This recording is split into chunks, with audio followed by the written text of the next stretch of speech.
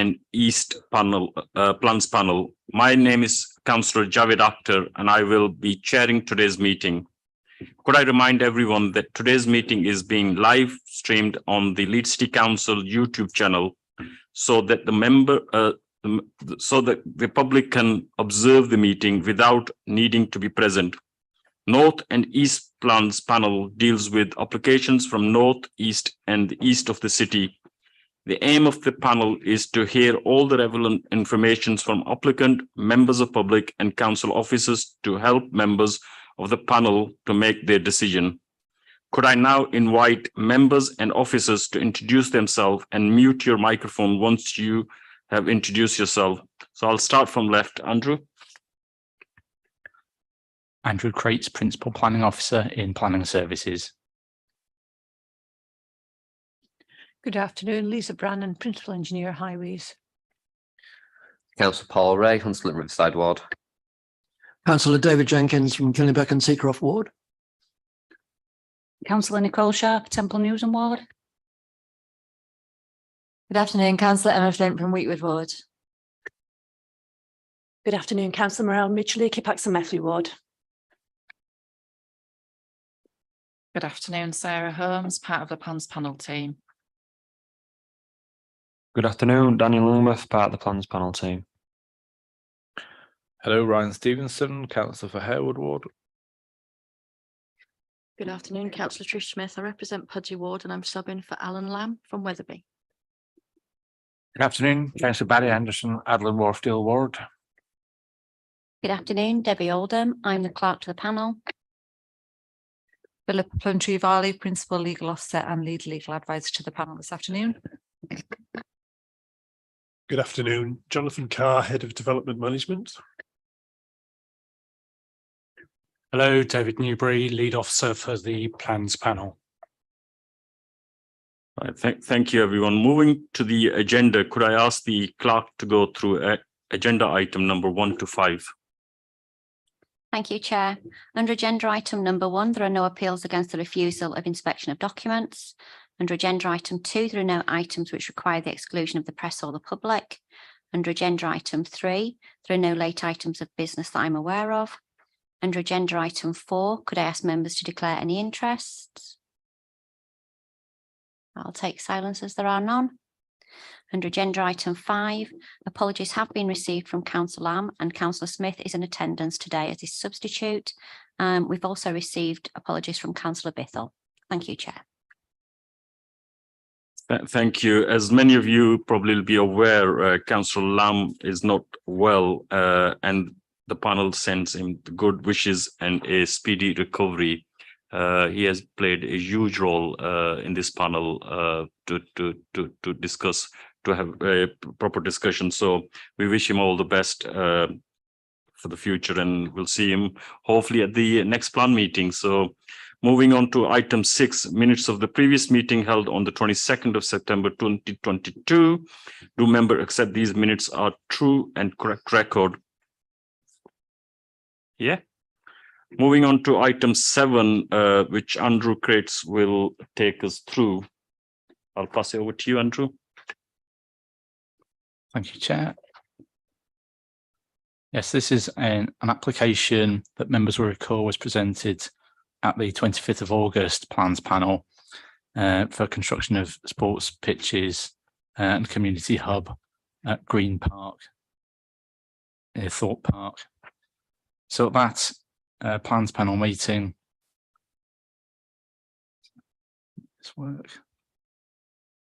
at that Plans panel meeting, members resolved to defer making a decision on the application and requested further information and for further things to happen. So those were further consultation by the applicant with the local community, information to be provided in relation to parking, flood lighting, and the wider impact of lighting, further information on the lifespan of pitches, including the impact on climate emergency of the material to be used, and also further information on the community use of the proposed facilities. So starting with the first of those, in terms of further consultation, a further community exhibition event took place on the 11th of October at the Springs, held by the applicant team. A series of presentation boards were on display at the event, containing the latest plans, diagrams, and visuals. It's estimated that around 200 people attended throughout the day. A total of 76 forms were completed and the comments recorded and submitted to the local planning authority, and they're contained within additional supporting document which is on the planning portal. The issues raised in those questionnaire responses broadly reflect those raised in the representations to the planning application, and further representations have been made as is noted in the report, and I'll come on to further representations received since the report was published in due course.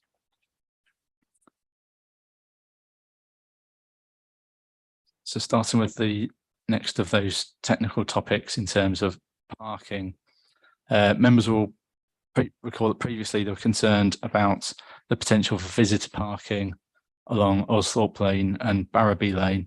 So if I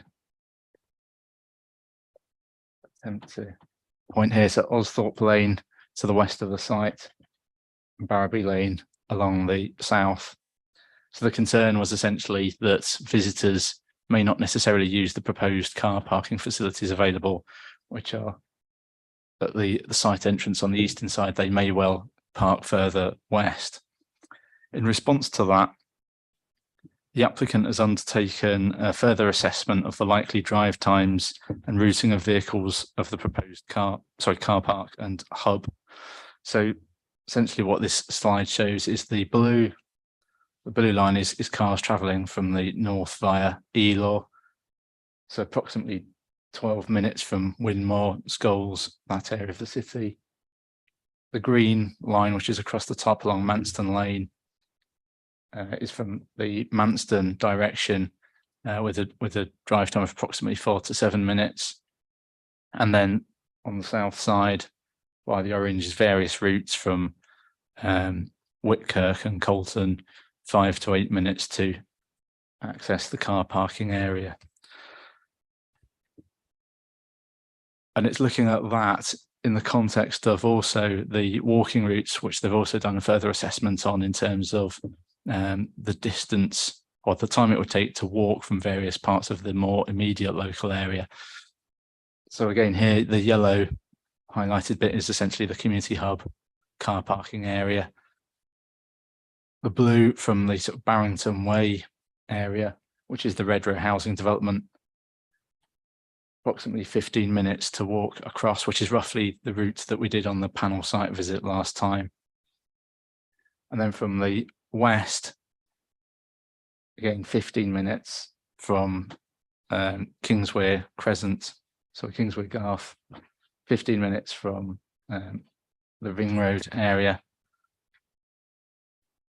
and a further sort of 9 minutes from that area of Osthorpe Lane. So essentially what it seeks to demonstrate is if you were to park, you need to find somewhere to park along Osthorpe Lane, Barrowby Lane. And as we saw on the site visit, the nature of the road is such that it's fairly difficult to find spaces, or at least to park sensibly. And when you do, you've got actually a bit of a walk via those paths around the southern side of the site to actually access the hub and then the pitches, because you can only get to the pitches via the community hub. There's a slight exception to that we'll come on to later on, which is a now proposed play zone area, albeit the access is immediately adjacent to the hub, but you don't need to go through the hub to get to it. But in essence, it seeks to demonstrate that actually parking remotely and walking is actually more inconvenient than just parking in the designated car park proposed.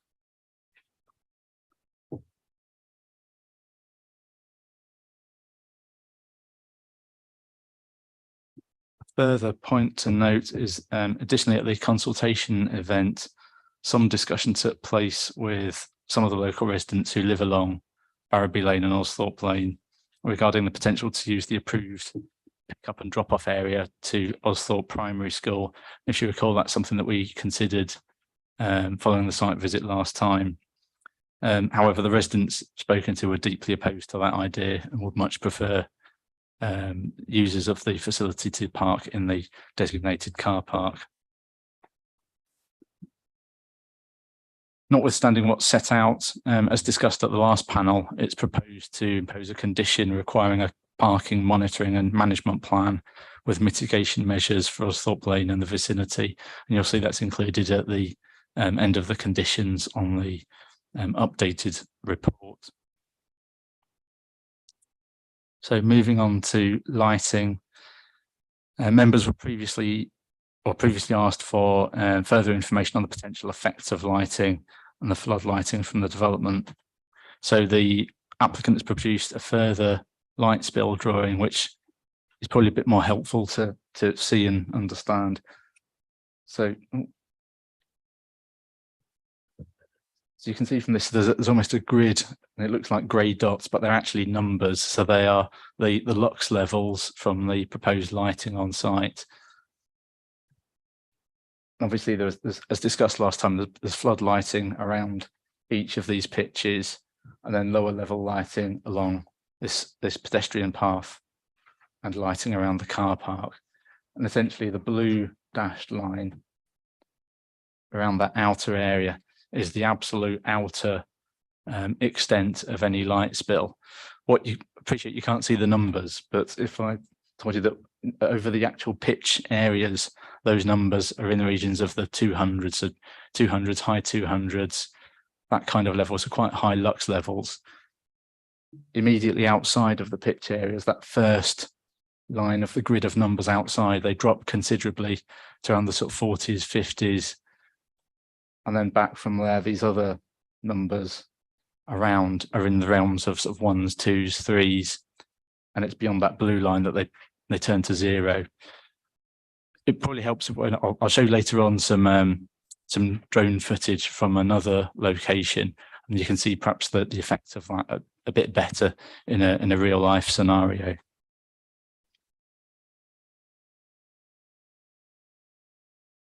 So I should mention the pink line down there is around the access, so that's because part of the wider lighting, but they're very low numbers because they're just bollard lighting along a footpath. The applicant has also submitted this section as part of the application, and effectively, as you can see from the section at the top right of the screen, it's through the pitches and through a property on Barrowby Lane. And this is taking a sort of line of sight from the first floor windows of that property over the top of the pitches. And as we said last time, the pitches are sat within a series of plateaus which are cut into the existing hillside. So notwithstanding that, that's the height of the lighting columns off to the right. So the line of sight is over the top, well over the top of those lighting columns.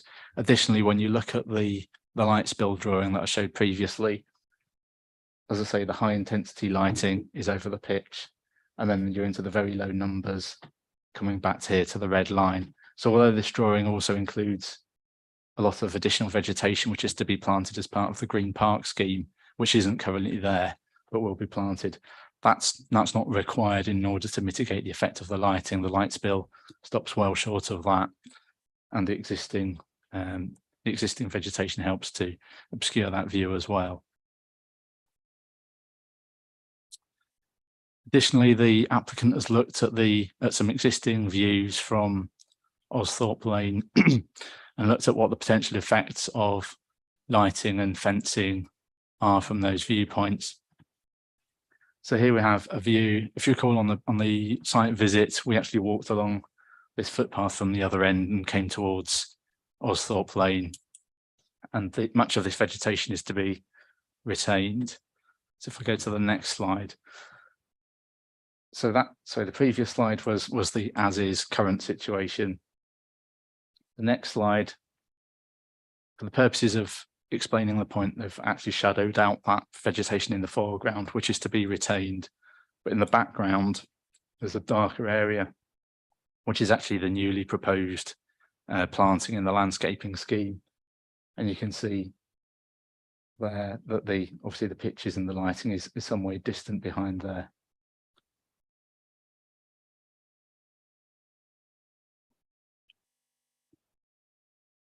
This is perhaps a bit clearer. So it shows the height of the new planting, the height of the fencing, and then there the height of the new flood lighting. So from that vantage point on Osthorpe Lane, it will appear somewhat distant behind the vegetation. The second viewpoint is from further along Osthorpe Lane, the section that runs east-west towards Barrowby Lane. You recall it's where we actually got on the minibus last time to come back into the city. So that's the existing situation. And then again with the planting, and then labelled, you can see there again the height of the pitch fencing, the height of the flood lighting, and then the height of new tree planting. And it's acknowledged that that tree planting will take time to establish and to grow to its full height, but it does help to at least obscure the views longer term. In terms of other aspects, members asked last time if there could be some CGI work done on the effect of the lighting, what it might look like. So they've given this artist's impression in terms of the supporting document, but they've also provided some real life drone footage that I mentioned earlier. This is actually the Boddington site in North Leeds, between Cookridge and Adel. And you can see here, apologies, it's clearer on my screen, but hopefully you can see again the higher intensity light over the pitches themselves. You can make out there the floodlights, and very quickly behind the pitch areas you're into very low levels of light that reduce into pitch darkness in this instance. So we have that's perhaps a better one. Again, very high light intensity over the pitch, and then that reduces down very rapidly to the rear of the goal mouth. So this is as I say, a real life example of existing lighting on the pitch. It's quite helpful to demonstrate the points that I was making in those previous slides.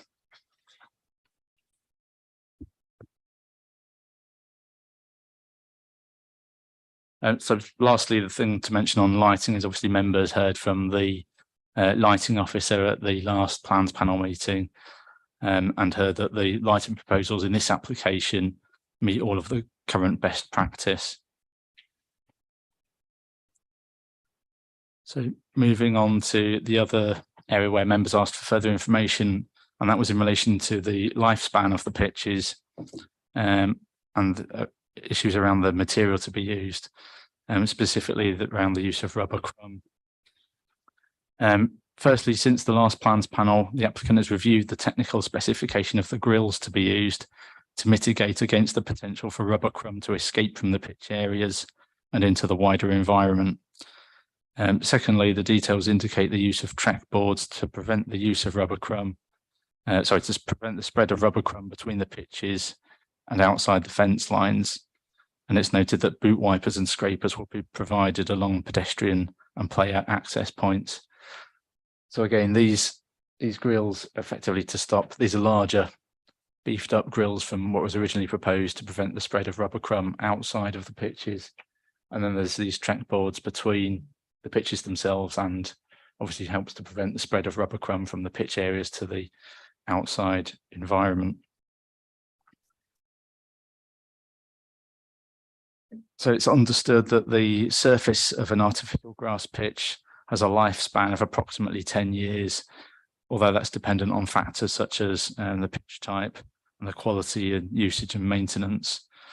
The Football Foundation has developed an approved list of recycling criteria, which means only the recycling companies and their listed processes will be authorised for use on AGP framework funded projects such as this. Ultimately, the recycling processes are regulated by other statutory bodies and legislation. As with any type of waste, it's the responsibility of the waste keeper, in this case, the City Council's applicant, to ensure that the waste is disposed of properly, and this is regulated by the Environment Agency. In this instance, the applicant would have to ensure that the end-of-life pitch surface is collected by a registered waste carrier, and once that has been done, the applicant's duty of care is discharged, and they should assume that the waste carrier will handle the waste appropriately.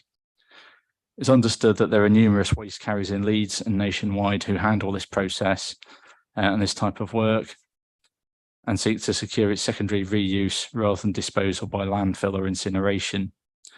Notwithstanding all of this, as set out at the previous plans panel, the key consideration is whether the development is an acceptable land use in planning terms.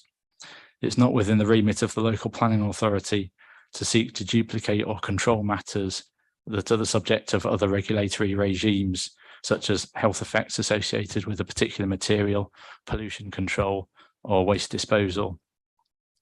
To that end, it's for the Environment Agency to ensure that waste is disposed of properly, and so this is not a matter for decision making on this application.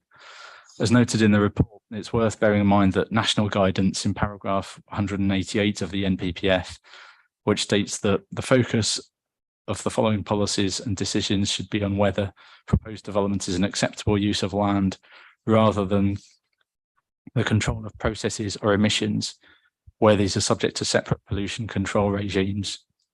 Planning decisions should assume that these regimes will operate effectively. Equally, where a planning decision has been made on a particular development, the planning issue should not be revisited through permitting regimes operated by pollution control authorities.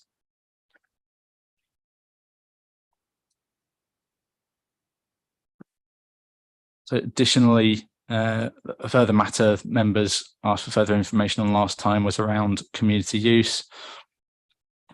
The applicants have provided this diagram, which effectively seeks to set out where the various teams are and where they come from and the numbers involved in terms of expected use of the Park Life scheme.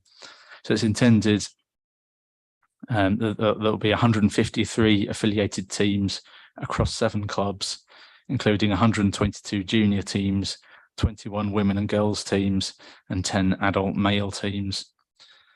It's also worth noting that since the consultation event, the proposals has been amended slightly to also include a play zone area, which can be accessed outside the hub and can be used for a variety of sports, including basketball, cricket, hockey, netball, tennis, and wheelchair football.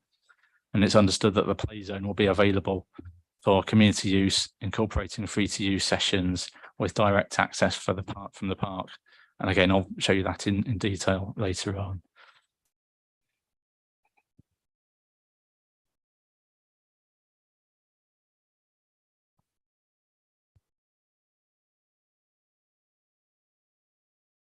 So as I say, if I perhaps move on to the next slide, which is a bit clearer.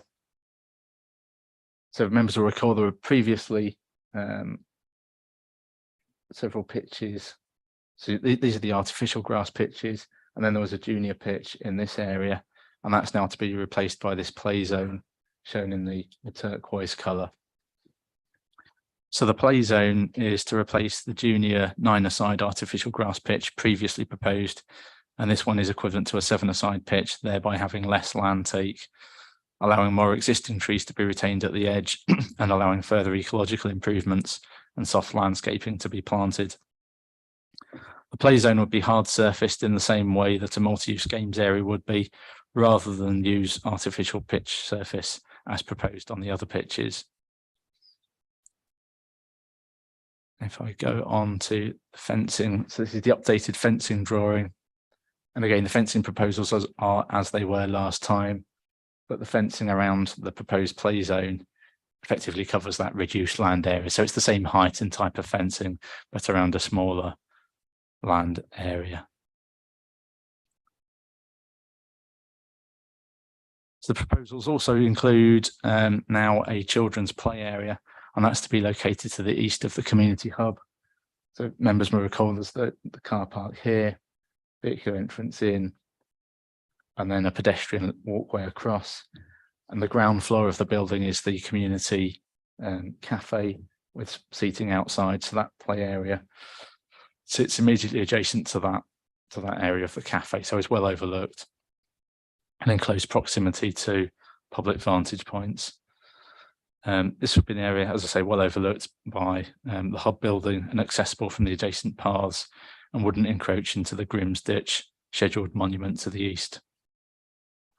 As a result of the overall changes factoring in the reduced land take of the play zone and factoring in the introduction of the playground, there's a very marginal impact on the biodiversity net gain associated with the development. And actually, as you'd expect, it increases slightly. So the number of hedgerow units increases slightly from 2.5% to 4.7%. Sorry, habitat units increasing from 2.5 to 4.7%, and hedgerow units increasing from 11 to 11.19%. So that concludes the matters that members raised last time in terms of asking for further information. As I mentioned earlier, there have been a number of additional representations, so I'll seek to summarise those for members. So since the publication of the report, 13 further letters of objection have been received. One letter has been received from Leeds Friends of the Earth, who object on the basis that the traffic forecasts are inaccurate, and therefore the impact on the local road network has been significantly underrepresented. This is because the traffic forecasts do not address the combined traffic generation when competitions or events are held at the sports hub. In this circumstance, all the pitches could be used at the same time. All players will arrive and leave at the same time, and in addition, coaches, managers and spectators can be expected at the same time as well. This scenario isn't modelled in the application, and in these circumstances, traffic well in excess of the maximum forecast will be generated. This means there will also be potential for car parking to be inadequate, meaning local roads will be clogged up with parked cars. This means additional concentrated potential for accidents, and therefore the accident forecasts are also likely to be inaccurate. We strongly suggest that the traffic and accident forecasting are revisited. Once this has happened, it should be factored into the sustainability appraisal to assess whether the development can be provided in line with climate change objectives. Also, the development should be reassessed to make sure it doesn't create a potential accident black spot.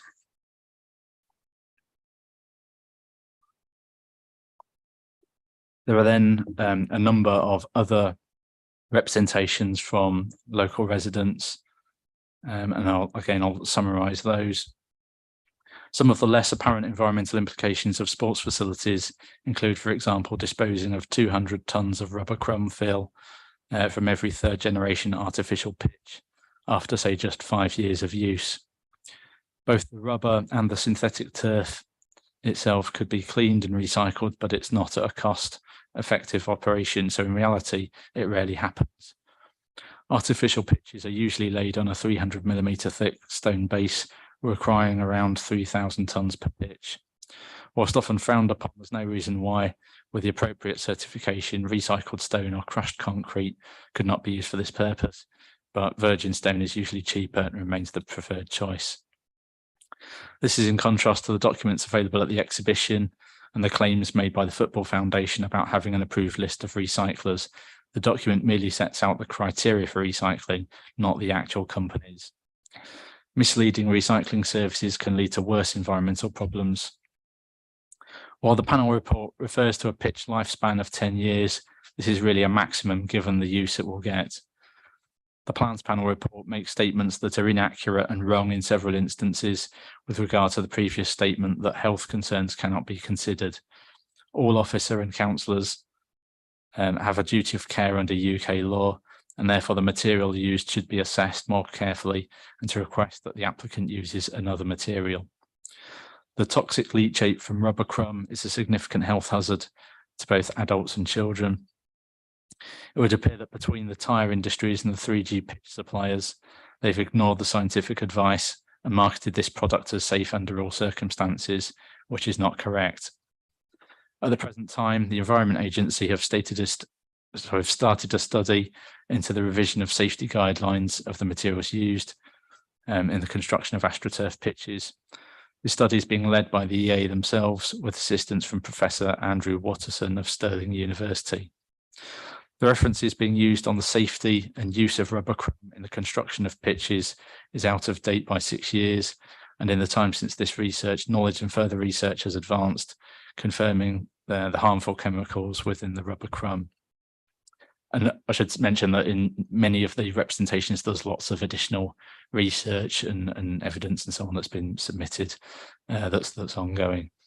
Therefore, since both councillors and officers have been served with this information, it is reconfirmed under the laws of duty of care that the planning team must review the materials proposed to be used. Alternative materials such as natural grass, coir or cork should be investigated instead. The development is not sustainable development. It will destroy mature habitats and have the potential for a profound negative impact on protected species. The BREEAM report considers only the pavilion building and not the impact of plastic pitches or their rubber crumb base, the latter outweighing the positive aspects of the pavilion construction. It's odd that the health impacts of rubber crumb cannot be considered, yet the health benefits of the proposal have been. Reference is also made to the Executive Board report of the 18th of September 2019, expressing concern that some of the Green Park Section 106 money from the Thorpe Park development could be used to fund the Park Life scheme in lieu of the grass pitches originally proposed. Of the 153 teams referred to, only 21 are women or girls. The location of the hub will cater for white middle-class teams and not those from Black and minority ethnic communities or those in lower socioeconomic groups, and would have to travel out of their area at their own cost to then pay and use the facilities, an unlikely scenario in the current financial climate. There are currently plenty of other grass pitches and artificial pitches in the surrounding area. Increased traffic and floodlighting of pitches in a utilities crisis is unnecessary and irresponsible, adding to noise and light pollution with a significant impact on residents. Traffic is a significant concern, and this hasn't been addressed by the revised proposals. The consultation event was a biased exhibition and not a consultation. Residents' views were dismissed and the questionnaire data has no validity. It is noted that complaints have been made to the council about the nature of the consultation event, and furthermore, complainants are dissatisfied with the responses to those complaints. It's requested that members visit the site in the hours of darkness to appreciate the damage that will be done. There'll be an unacceptable impact on flora and fauna, including protected species, whereby everyone can otherwise enjoy the natural beauty of the area as it is. Yorkshire Wildlife Trust are familiar with the scheme and state that the biodiversity net gain is likely to only be around 4.6% rather than 10%. Leeds should show leadership and exceed those minimum standards. While games on grass pitches had to be cancelled, this does not mean that the artificial pitches are the answer. They may be an option, but are not necessary. It's also noted that when 3G pitches are too hot, they cannot be played on. Commentators supporting the application should take their teams to existing facilities, such as at Limewood Approach. In the height of half term, there were plenty of pitches to play on. Having visited a football cafe where vulgar language and swearing prevailed, I cannot imagine why anyone in this community would want a place like that to go for a coffee. Why are cancelled football matches more important than the environment? Each 3G pitch consists of around 20,000 end-of-life tyres ground into 120 tonnes of rubber crumb.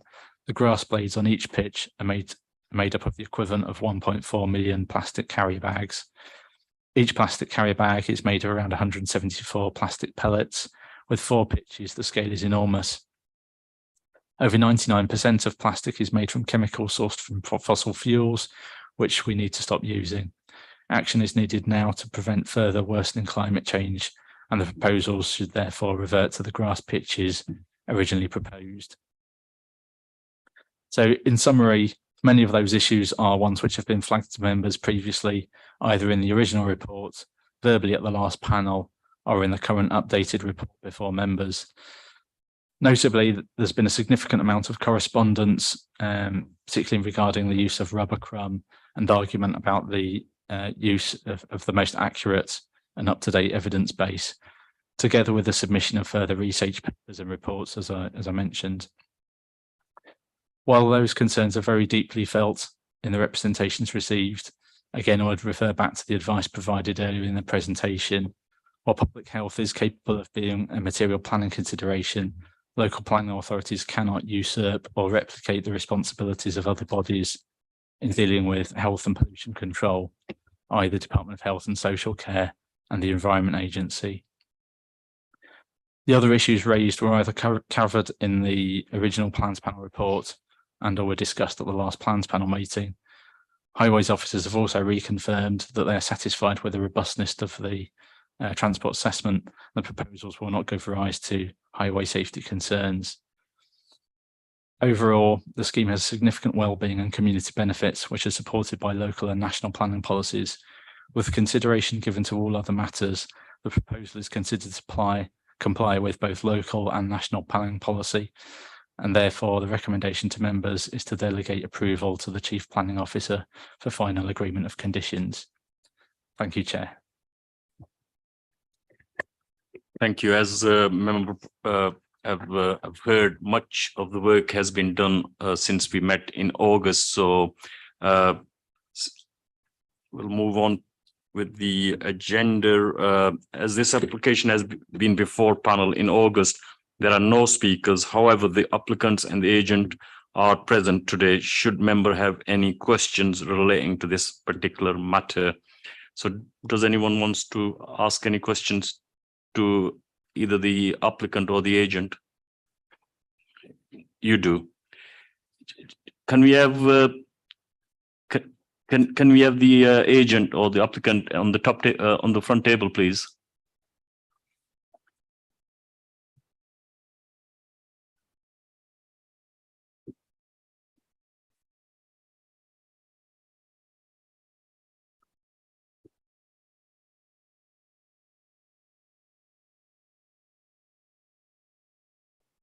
Right, Councillor Sharp. Thanks, Chair. I actually live local and have done all my life to Thorpe Park. My siblings and my son play football in the teams. I've got nephews and nieces that play for some of these teams: Winmore Juniors, Amaranth Crossgates, Whitkirk Wanderers and Colton Juniors. So I understand the need for all-weather football pitches. The teams generally can only play on normal pitches in Temple Newsam, for instance, for 10, 12 weeks at a push out of the year. So I just wanted to ask, in terms of the surface of the pitches, how long would grass pitches, and I'm presuming there'd have to be some type of elite pitch, how long would the surfaces last if it was grass and not the 3G pitch?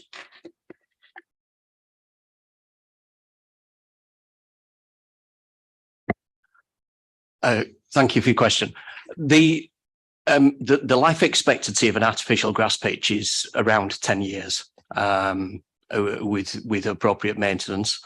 The life expectancy of a grass pitch would be, dependent upon the maintenance and the reseeding necessary and the kind of the maintenance strategy for that. In terms of hours of use, a grass pitch, a conventionally constructed grass pitch in accordance with Sport England standards, would provide around about 3 hours of use per week before the surface becomes worn out. An artificial grass pitch will provide in excess of 20 hours of use per week.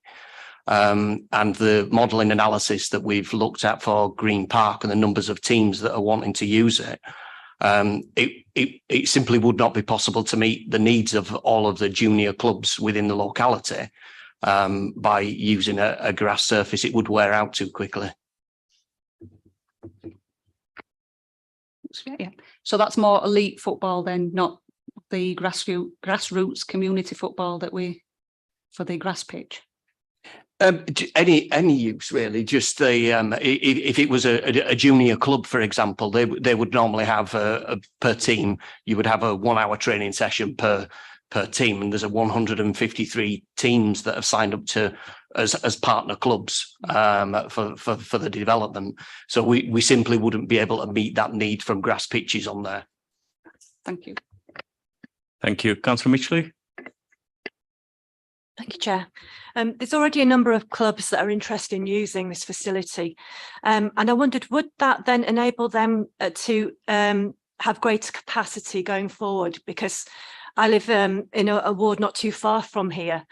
And I know that the football clubs there all struggle because they have far more children and adults wanting to join than they've got the capacity. They just don't have the playing fields for that.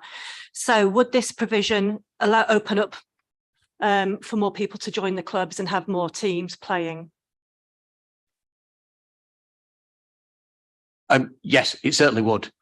We've modelled the use of the Parklife Sports Hub at Green Park, and we do have spare capacity for all of the pitches throughout the durations of the week to deal with the increase. I mean, one of the things that we're looking to do as part of the development is provide sustainable sport throughout the whole of the city.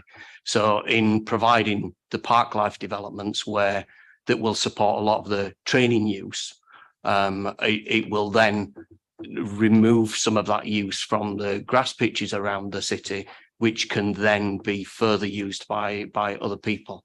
So it will, in theory, in its development, create space elsewhere around the city.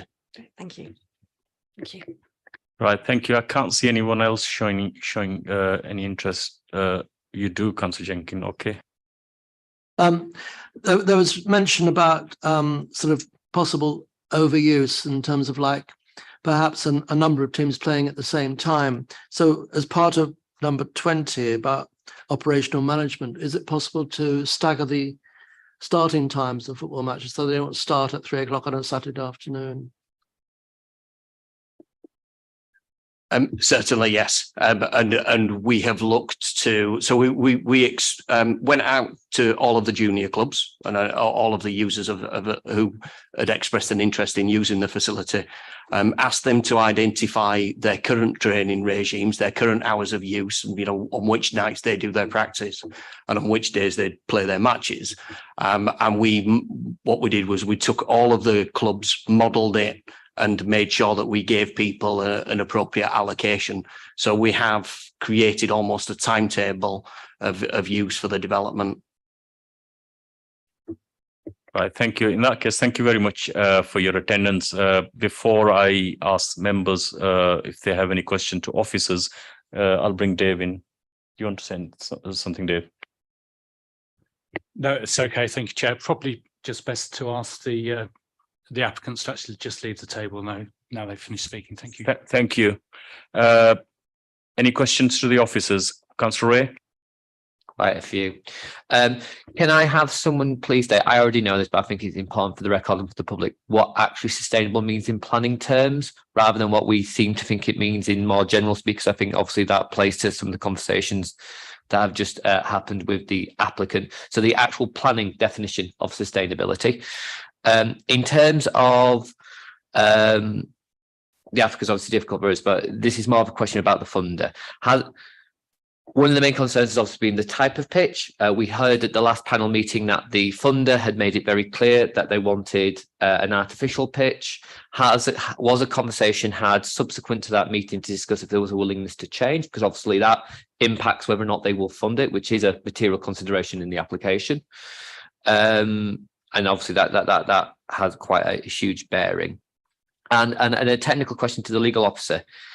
If this application were to be turned down, bearing in mind that we are the applicant, who does the applicant take to inspector? Do we take ourselves to inspector?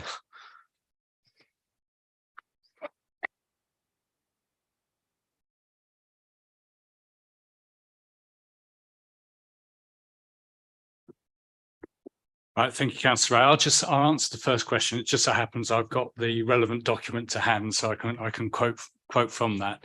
The National Planning Policy Framework sets out a definition, as you'll be aware, and for the benefit of members of the public, of the definition of sustainable development. And what it says is achieving sustainable development means that the planning system has 3 overarching objectives, which are interdependent and need to be pursued in mutually supportive ways. And those objectives are, there's an economic objective, there's a social objective, and then there's the environmental objective. The economic objective is to, in essence, help build strong economies, a responsive and competitive economy, by assuring the right type of land is available for the right type of development. These I'm just summarising. The social objective is to support strong, vibrant, healthy communities by ensuring that sufficient number and range of homes can be provided to meet the needs of the present and future generations. And then you've got the environmental objective, which is the objective as you inferred, that most people would assume means sustainable development, but in the sense of planning, it's only one of the three arms, and that's to protect and enhance our natural built environment and minimising waste and pollution, mitigating and adapting to climate change are all things which come under the environmental objective. So for the purposes of planning, we've got the three arms: economic, social and environmental. Yeah, keep it quick though. So in those terms, are they all mutually exclusive, or are we to weigh up the benefits of each particular characteristic of sustainability when making a decision as to whether or not a development is sustainable, rather than having to make sure that they all are actually, if you will, we meet all of them? So basically, in terms of the planning system, are we to determine which one outweighs the other? That they don't all have to tick the box, but actually we have to make a determination, or is there a specific format we have to follow to make that determination of sustainability? Yeah, interesting question. The NPPF says they're interdependent. Now, there might be instances where you might have economic and environmental factors, but you wouldn't necessarily have a social factor, for example. So it will depend on the scheme. But I think it's for members really to have regard to those three factors in coming to a view whether something is sustainable or not. The other thing that I would add in terms of how we, in practice, how we judge whether something constitutes sustainable development is whether it meets our planning policies. So if something is, because you build in that sustainability test into the development of the planning policies. So if something meets the planning policies, then for the purposes of planning, those objectives will be being met and it will be a sustainable form of development. Do you want to respond to the legal question Councillor Ray has asked? Whoever wants to take first, I'm easy. With the grass. Yeah, so it's the point around alternative materials, and specifically I'd had a letter of representation which stated that there were alternative types of grass that have been developed, if you like, which are better than traditional grass and lead to a less waterlogged pitch and so on. So I have put that to the applicant, although I am fully aware that the requirement from the Football Foundation is that they are for AstroTurf 3G pitches. But for the purposes of, given that I knew they were coming here today, I did let them know that actually that representation has come in, and so they might want to give some thought to that. But ultimately, from a planning perspective, we have to deal with the application before us. So it's not for me to say they must use a different material. We simply have to come to a judgment on the basis of the proposal in front of us. Do you want to put your mic on? So the question is, because it is quite pertinent, because actually whether it is sustainable economically is whether or not we get the cash for it to a certain extent. So has the funder said they are willing to look at alternatives or not? It's a yes or a no question. It's actually quite material to whether or not this is a sustainable development. I think that's probably a question you would have to put to the applicant. I'm not in a position to answer that, but my understanding is that it has to be AstroTurf. Thank you.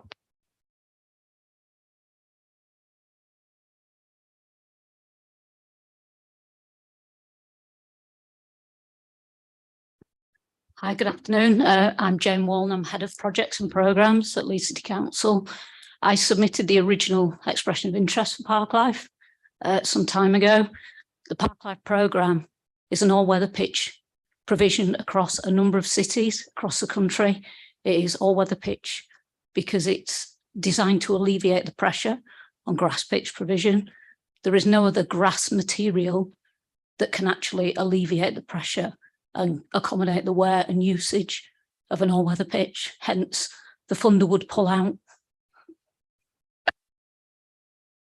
Right, thank you. Thank you. So Section 78 of the Town and Country Planning Act does say who can appeal a decision, and that is down to the applicant. Obviously, in this case, the applicant is the council, separate from the councillor's local planning authority. So theoretically, it could be the applicant that could appeal. However, in reality, has that ever been done? At Leeds, no.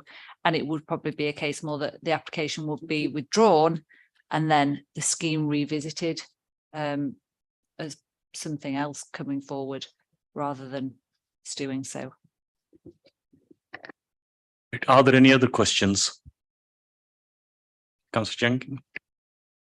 Yeah, just on paragraph 14 on page 21 about I just wanted to know the status of the separate permission for the possible car parking on Osthorpe Primary School.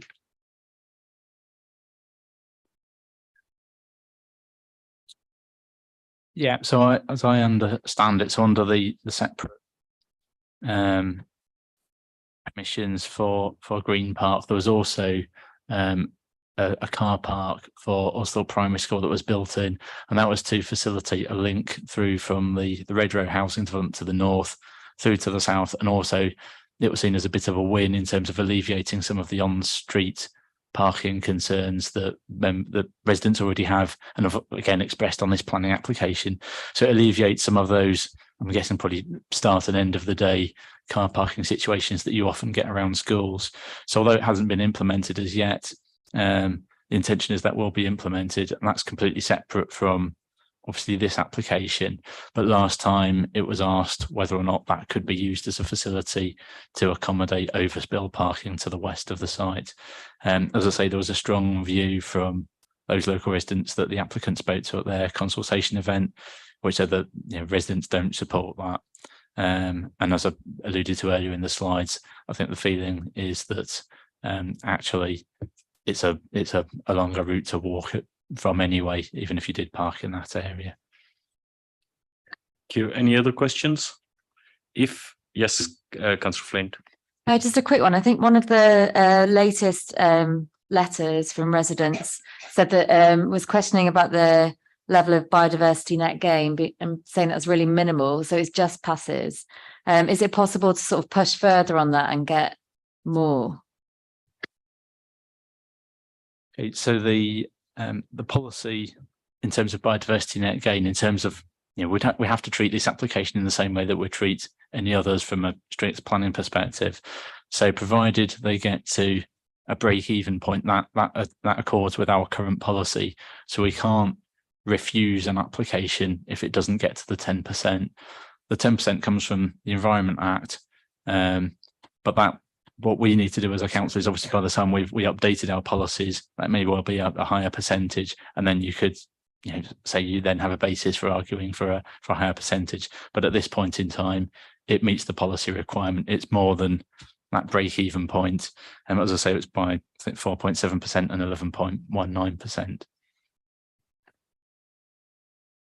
Okay, do member have any comments? Councillor Ray? We're damned if we do and we're damned if they don't, I think is the honest comment. And it comes to that question of sustainability. And that's why I asked those questions, and I asked the question about who takes who to who if something goes wrong. Because in the end, there is no realistic prospect of this project going forward without the money being offered by the relevant funder. And the question we have to assess then is where the harm lies. Is the harm in the damage it will do by not having normal grass? Yes, that is gonna in terms of it's not natural grass, but does that weigh off against the economic and social sustainability and gain by giving access to children in some of the poorest communities in this city to all weather facilities for most of the year, with some of the restrictions we have had when it's too warm and stuff like that? And that's the balancing act we've got to do. And I actually have a lot of sympathy for the people who are arguing about the environmental impact of this, because in the end, there are questions over this material around the world at the moment. However, as has been clearly stated, that's not for us to make a determination on, because we will be exceeding our powers as a planning authority. We have to make a determination on, is it sustainable in planning terms? And in planning terms, I think it does meet that requirement. I don't like the fact that we'll be basically told what type of pitch we have to do. I think that's a weakness of our planning system and a weakness of our funding models, but that's where we are. And the question ultimately comes, do we turn down the ability to provide high quality, all year provision to some of the poorest people in this city, because it doesn't quite tick every single box we would aspire it to tick to. We're here to make hard decisions and not just decisions that appeal to people's preferred ways forward. So I will be voting in favour of this with a very heavy heart, because I don't think we have addressed the environmental impacts of this proposal properly. I think there are questions over the biodiversity net gain. There are questions over the material, but we are constrained by the legal framework that we are in. And that legal framework really, really, really needs addressing. But that's for certain people in Westminster, if they ever get around to doing anything particularly useful to get to. Right. Any other comments? Councillor Anderson? It was in respect to the question that was quite rightly asked by Councillor Flint. I accept what you say, that that's what the standards are, but this is at Leeds City Council who are making the application.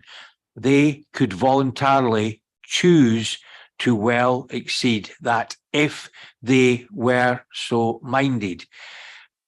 By implication, you're saying that the council are not. I'm not putting words into your mouth, but my implication from what you've said is that the council have voluntarily chosen not to exceed the target. And I think that is a concern, but I have to share the views that Councillor Ray has expressed. Not every single one of them, obviously, but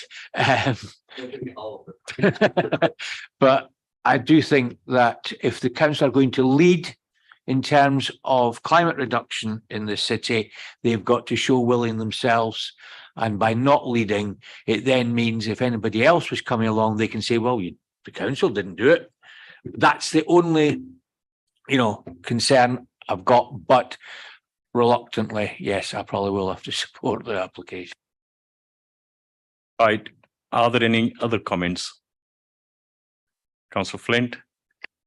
Yeah, I just echo what Councillor Anderson said, but I think also, yeah, we're kind of restricted within the frameworks that we've given, but I think also the kind of physical and mental health benefits, I think we should kind of underline as well, because my three kids have all done sport, and at kind of stressful times in their life, it's what really keeps them going.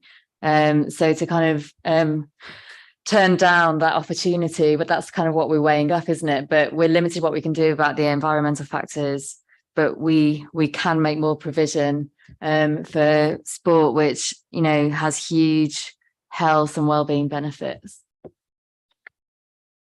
Councillor Stevenson.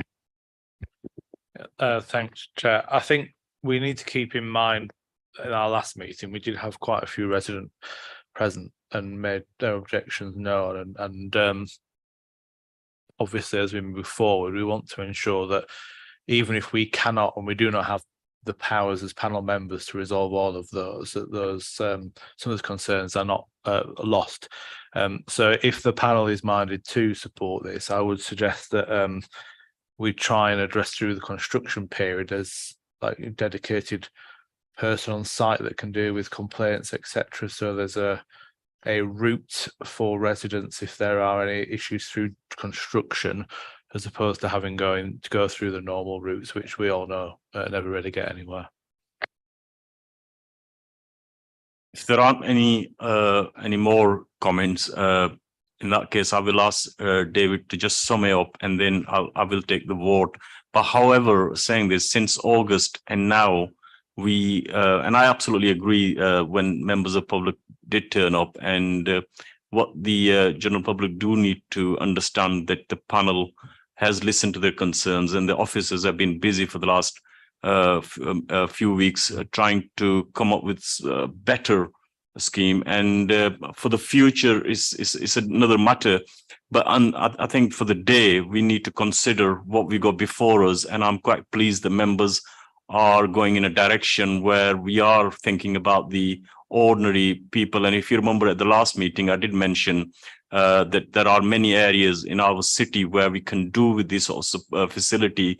But unfortunately, under the circumstances that we as a city are in, we don't have that sort of financial support for those organizations. But here we have a scheme. It might not be perfect on environmental issues, but however, it's a lot better than what people have. And having looked at some of the clubs who are already showing interest, that shows people are crying loud for this sort of scheme. But I do have a sympathy and support for the general public. But as they will understand, we have addressed many of those concerns. And with regards to lighting, Barry probably will remember is the one of the veteran in this room. Back in day, I was in the plan panel when the similar sort of issue came with the cricket club in Headingley. And bear in mind, Headingley is like a suburb area where we've got like terrace houses right outside the stadium, and those lights are not affecting those residents as much as what people thought at that time. But since then and now, technology has moved on. So I'm quite pleased, and I'm really I would like to say a huge thanks to Andrew and his team and our officers from Leeds City Council as an applicant who have worked with us, tried to resolve those issues. So moving on, David, you want to sum it up, and then I'll take the vote. I know Barry's quite eager to take the vote quickly as possible as well. I can read your mind, Barry. Thank you, Chair. Just say that members' comments in the round and in the balance are siding on being positive towards the scheme. Councillor Stevenson has made a suggestion about the ability of local residents to raise issues with the developer during the course of the development, and we could potentially add a condition if members are minded to support that suggestion to the condition, which would be basically details of a scheme for residents to raise queries with the applicant, and for those to be addressed to be submitted and approved, so that we could have that sort of consultative part to it. Based on the summary provided, does someone want to move the motion? And could I have a proposal and a seconder, please? Thanks, Councillor Ray. Anyone to second? Thanks, Councillor Sharp. All in favour? Anyone against? Any abstention? No. In that case, is carried. Moving on to item agenda item 9, date and the time for the next meeting is Thursday, the 15th of December at 1:30 p.m. That concludes the business of today's meeting. Thank you for your attendance and contributions. I now declare to close the meeting. Thank you.